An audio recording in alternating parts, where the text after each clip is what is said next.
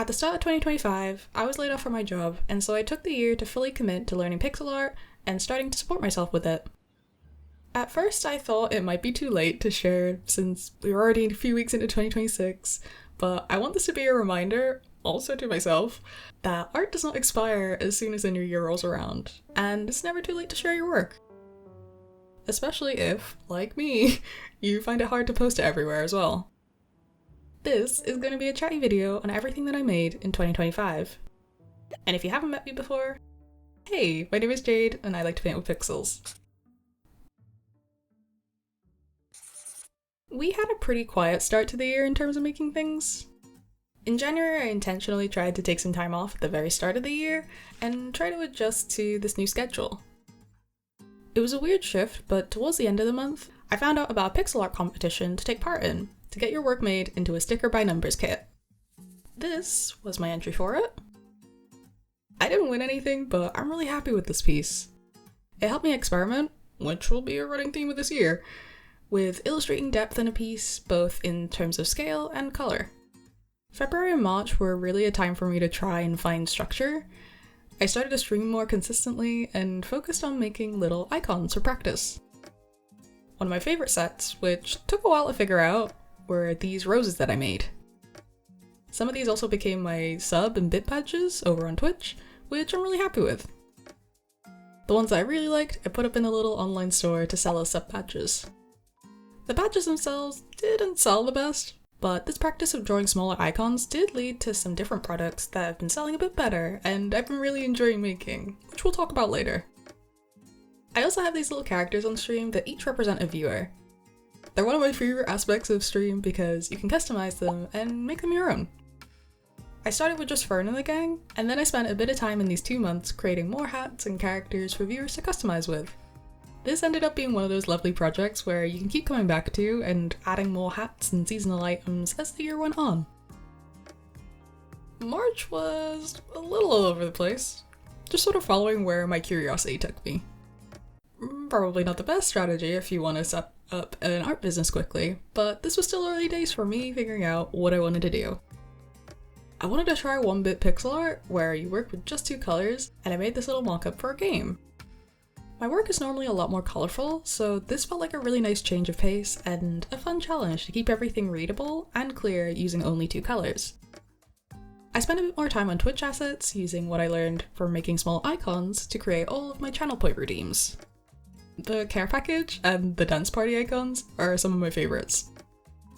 I spent quite a few streams working on this banner, which you'll see now in most of my social media, including here on YouTube.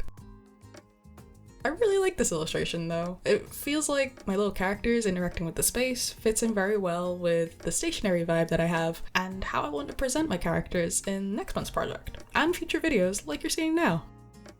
You can probably see what I mean about March being a little all over the place, but I really enjoyed each of these, and it felt like I was learning something new with each project and also applying what I learned previously as well. But then towards the end of the month, I got sick, which does not happen very often, but I remember this being one of the worst flus that I've ever had.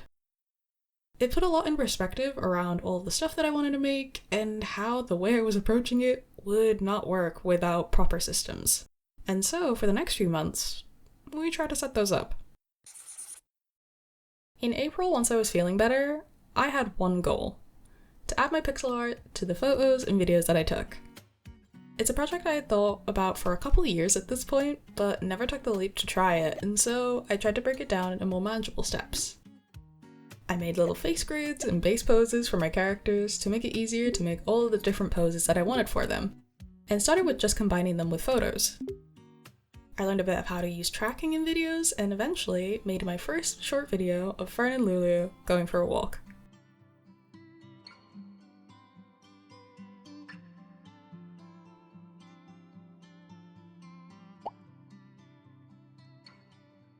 It's a little shaky in places, but I was so proud that I finally made something from this idea. It didn't need to be perfect, it just had to exist, and then I could make it better later by practicing with videos like these. May we had a very fantasy-themed month. I wasn't sure if it was me having my yearly D&D meetup around then, but I had a good time with it regardless.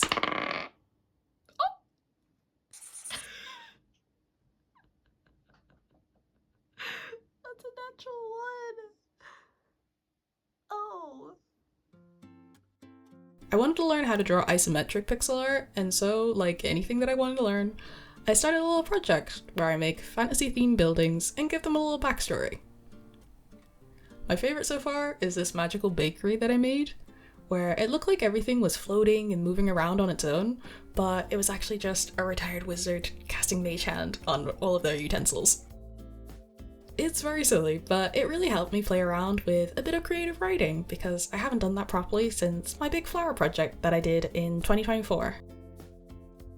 Speaking of, I did a few portraits to practice drawing people, and then I finally put a face to the person who owned the journal that we made in that project. Her name is Hetty, and she was my first proper character design project where I went through the full process of not only figuring out what her face and her hair looked like, but her entire outfit and the accessories that she had, which I think was my favorite part of the design. I made a reference sheet for her, and I'd really like to put it into practice this year, drawing her and her cat Finn on their adventures together. June was a very busy month for drawing, which starts to make sense what happened later on in the month. I finally redesigned my website to make it feel more like me. I wanted it to reflect more of my work with the journaling and stationery themes that inspired the name of this channel, and I think it works well here. I played around with tile sets for the first time and made this cute little forest area. I explored how to draw water and really liked how this ocean by the beach turned out. I also wanted to draw another landscape, still with the fantasy theme from last month, and even added some character sprites in there too for practice. Once again, a very busy month of following just what interested me at the time, but I knew that something had to change. Between June and July, I started to get some pain in my hand. It made me realize that I cannot do everything all at once, and so I should focus on one, maybe two projects at most at one time. So in July, my main project was Art Fight. I designed a new character so that there were 3 in my roster, and it's crazy to see the difference between my first ever character design and my latest one. Looking at them side by side made me feel proud of how far we've come because drawing portraits and people had always been a struggle for me. I made a video about the whole experience, but here are the attacks that I did. It was my first time drawing characters that other people had designed, and I really enjoyed it. I'll be definitely joining it again this year. I wasn't perfect at sticking to just one project per month. Sometimes I'd want to play around with drawing more icons or more assets for streams, but I was a lot better at taking breaks when necessary, so I think it's a step in the right direction. August was a bit of a slower month for me. You may have saw a dip in videos over here from me around then, but I didn't stop creating. I sort of pivoted to a bigger project, not entirely related to art. I really wanted to learn how to make games in Godot, but I knew that I had to keep the project really simple as I'm going to be learning a new engine and how to properly write code. So a lot of the art this month revolved around just that. Making mock-ups and studies, drawing little animals in different poses. This was actually a really lovely time, because this was my reference board that I was looking at for most days. I want to make a video soon specifically on my experience with this and learning Godot in general, so make sure that you're subscribed to know when the video is out. In September, we were still chipping away at the Godot project a little each week, but there were 2 main things that I wanted to focus on this month: desktop packs and prepping for Peachtober, a daily art challenge in October hosted by Furry Little Peach on Instagram. I knew I wanted to combine my entries into a bigger project, so a lot of the month was sketching out what that could look like and how to make all those prompts make sense in one big piece. This was also when I made a little template for posting to social media, which was so handy for next month. When I wasn't working on this, I wanted to take the tile set that I made back in June and created this little forest-themed desktop set called the Ducky Frog Pond. It's one of my favorite things I've made this year. I'm real proud of how it turned out and how well it's been received on the shop too. It made me feel really inspired after making one to make a bunch more, but like the theme of the final quarter this year, we had to stay focused for the next month. October's main project was, of course, Peachtober, and drawing all of the objects to add to the room that we had planned in September. I did have quite a nice routine this month. I think because there was a structure of having a prompt that I knew I was drawing each day, and I had already set up how to post it. I just had to copy and paste it over to the template, export the template, and post that, and it really helped with maintaining this routine throughout October. I ended up actually putting all of these together in Godot and turning it into a little hidden object game where you have to find all of the prompts from Peachtober and restore color to the art studio.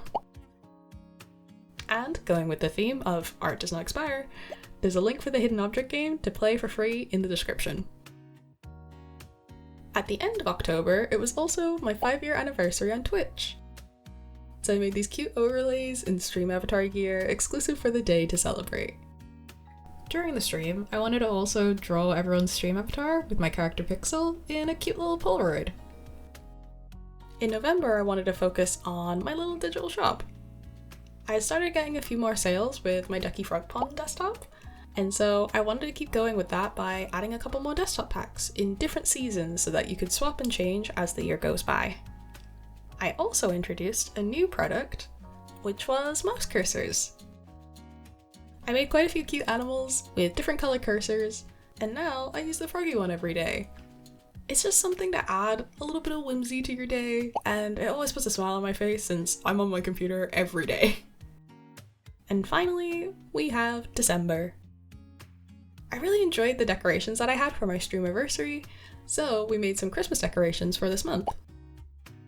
December mainly revolved around drawing cakes, which sounds a little weird, but there was this trend on Instagram where folks would add little notes to a cake to reflect on what they did for the year. I thought this was a lovely way to reflect on the year, so I decided to make a little side project in Godot. A cake decorating game. I made quite a few variations of cakes, icings, and toppings, but honestly there was like another 10 other ideas and flavors that I wanted to add. I just had to call it when it was getting close to when I wanted to upload the final project to itch. Who knows, maybe I'll come back to it and add a few more different cake decorations and flavors next year. Like the Peachtober game, a link for it will be in the description as well. Looking back at this year, it does feel quite sporadic, but not in the worst way. Especially in the first half of the year, I feel like I just followed what piqued my interest at the time and what I wanted to learn, but that led me to find some really cool projects and ideas that I wouldn't have discovered without them.